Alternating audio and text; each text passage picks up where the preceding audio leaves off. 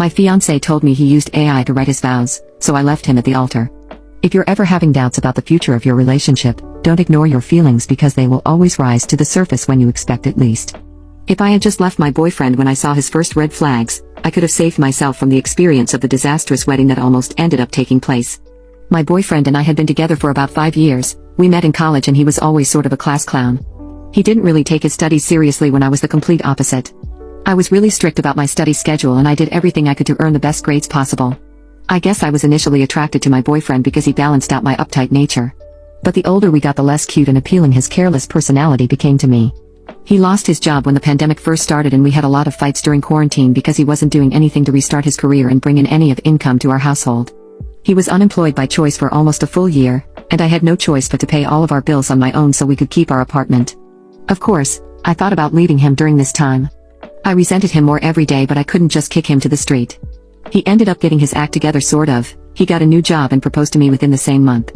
I guess I was just kind of swept up in the happiness of him being employed again, so I accepted his proposal.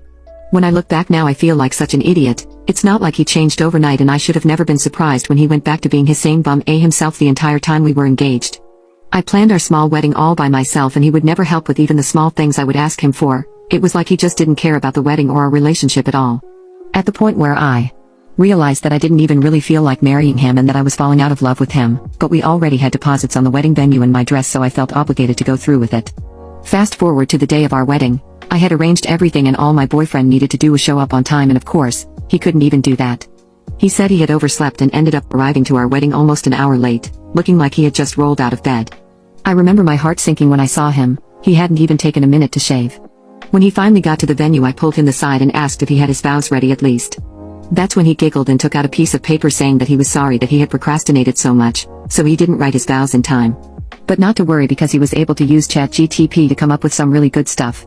Even though he had been screwing up over and over again for the past couple of years, there was something about the heartlessness of this that made it my very last straw. I didn't even answer him when he showed me the vows.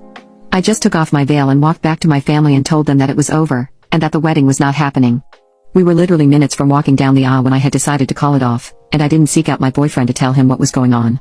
I just didn't care.